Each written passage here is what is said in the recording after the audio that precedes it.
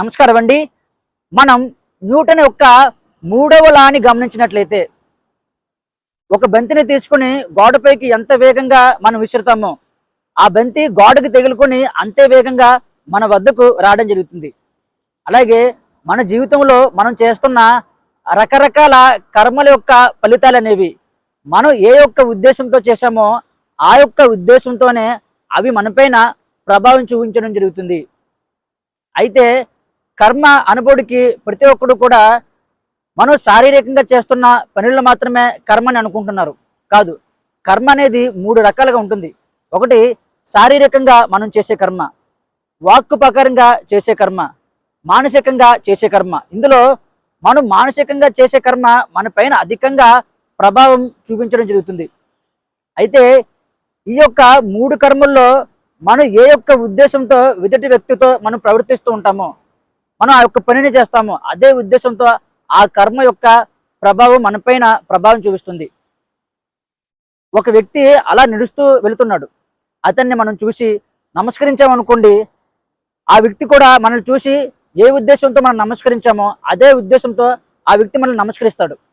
అదే ఒక వ్యక్తిని మనం కొట్టాలని అనుకుంటూ ఆ వ్యక్తిని కొట్టే ప్రయత్నం మనం చేస్తే ఆ వ్యక్తి మనం ఏ విధంగా అయితే కొట్టే ప్రయత్నం చేశాడో అదే ఉద్దేశంతో అతను కూడా మనల్ని కొట్టే ప్రయత్నం చేస్తాడు. కాబట్టి ఇక్కడ కర్మ యొక్క ప్రభావం ఎలా చూపిస్తుంది? మనం ఏ ఉద్దేశంతో పని చేస్తున్నామో అదే ఉద్దేశంతో మరలా అది తిరిగి మన వద్దకు రావడం జరుగుతుంది.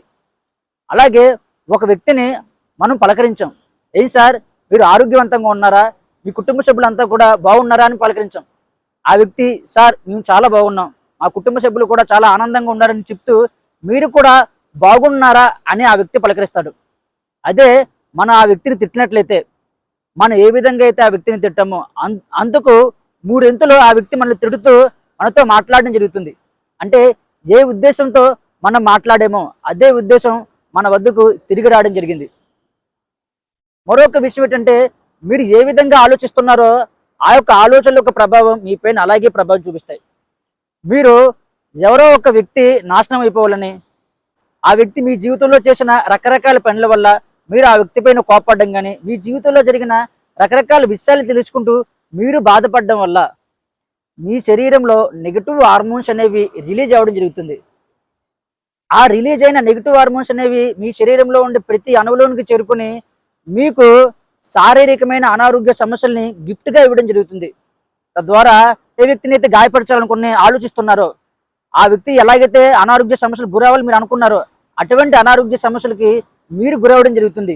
ఇందువల్ల మీ యొక్క ఆలోచనలో మీరు ఎటువంటి ఉద్దేశంతో మీరు ఆలోచిస్తున్నారో అటువంటి హార్మోన్సే మీ శరీరంలో రిలీజ్ అయ్యి అవి మీపైన ప్రభావం చూపించడం వల్ల. అలా కాకుండా మీరు ప్రతి ఒక్కరూ కూడా ఆనందంగా ఉండాలి, ఆరోగ్యవంతంగా ఉండాలి. నాకు ఎదురవుతున్న ప్రతి సమస్యని కూడా నేను చాకచక్యంగా ఎదుర్కొంటున్నాను, భగవంతుడు అంతా నాకు మంచి చేస్తున్నాడు, ఆ జీవితంలో అంతా పాజిటివ్గా ఉందని మీరు ఆలోచించడం ద్వారా మీ శరీరంలో పాజిటివ్ హార్మోన్స్ అనేవి రిలీజ్ అవుతాయి. అది మీ శరీరంలో ఉండే ప్రతి అణువణువు కణానికి చేరుకుని శక్తిని అందిస్తూ మీరు యాక్టివ్గా ఉల్లాసంగా ఉండే విధంగా చేస్తుంది.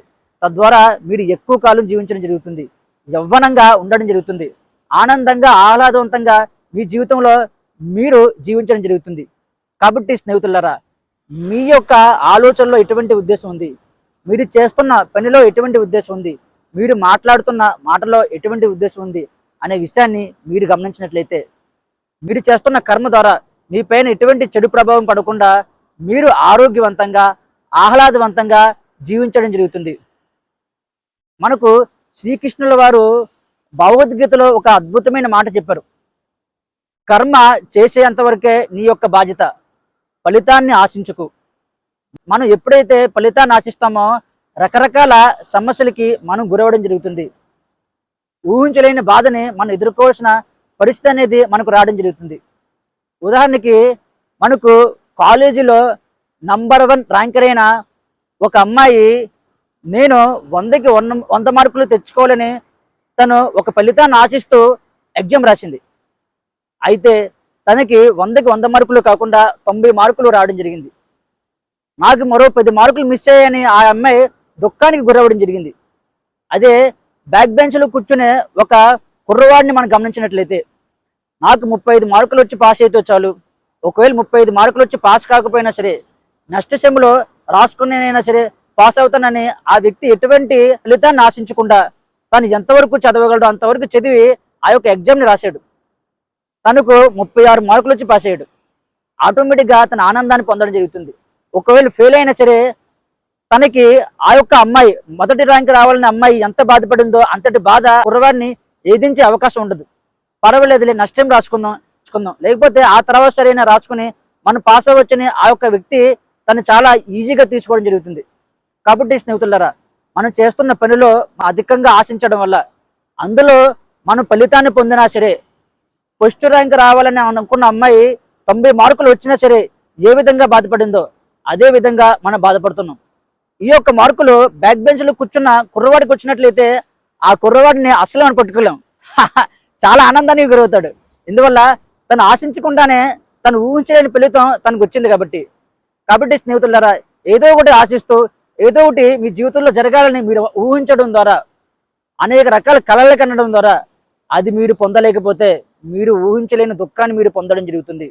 ఒక్క క్షణం మిమ్మల్ని మీరు ప్రశ్నించుకోండి, నేను చెప్పిన మాట నిజమా కాదా అని. తద్వారా మీరు రకరకాల ఆలోచనల నుండి, భావోద్వేగాల నుండి, ఊహల నుండి బయటపడుతూ సంపూర్ణమైన ఆనందాన్ని మీరు పొందడం జరుగుతుంది. లేకపోతే మీ జీవితంలో మీరు ఎదుర్కోలేని భారమైన దుఃఖాన్ని మీరు అనుభవించవలసిన పరిస్థితి వస్తుంది. కాబట్టి స్నేహితులారా, మీ జీవితంలో మీరు ఎదగాలంటే మీ యొక్క మైండ్ సెట్ని మీరు మార్చుకోవాలి. మీరు చేస్తున్న ప్రతి పనిలో కూడా స్వచ్ఛమైన ప్రేమ, అనురాగాన్ని మీరు ఏర్పరచుకోవాలి. అంకిత భావంతో పనిచేయాలి. అలాగే చేస్తున్న ప్రతి పనిలో పెద్దగా ఆశించకుండా, అంటే మీరు ఆశించవచ్చు కానీ హెవీ ఎక్స్పెక్టేషన్స్ పెట్టుకోకుండా మీరు ముందుకు వెళ్ళిపోయినట్లయితే ఖచ్చితంగా మీ జీవితంలో మీరు అనుకున్న ఉన్నతమైన స్థాయికి చేరుకోవడం జరుగుతుంది. ఎవరికైనా సహకారం చేసేటప్పుడు మీరు సహకారం చేస్తున్నట్లుగా భావన చేయకండి.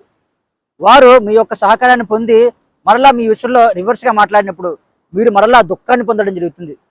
భగవంతుడి యొక్క అనుగ్రహం ద్వారా నేను ఆ వ్యక్తికి సహకారం చేశానని మీరు అక్కడితో ఆ విషయాన్ని వదిలేయండి. తద్వారా మీలో ఎటువంటి దుఃఖం అనేది క్రియేట్ కాదు. మీరు ఆనందంగా, ఆహ్లాదవంతంగా మారడం జరుగుతుంది.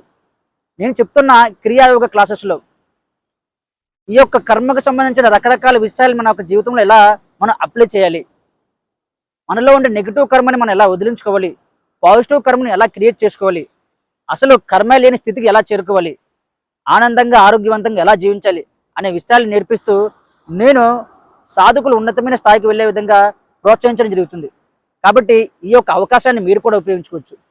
ఓకేనండి, మీకు ఏమైనా డౌట్స్ ఉన్నా, కర్మకు సంబంధించిన రకరకాల విషయాల వల్ల మీరు ఇబ్బందికి గురై ఉంటే వాక్ ద్వారా కానీ, చేతల ద్వారా కానీ, ఆలోచనల ద్వారా కానీ కింద ఉన్న కామెంట్ బాక్స్లో కామెంట్ చేయండి. అలాగే వీడియో నచ్చినట్లయితే లైక్ చేయండి, ఛానల్ని సబ్స్క్రైబ్ చేయండి. Thank you.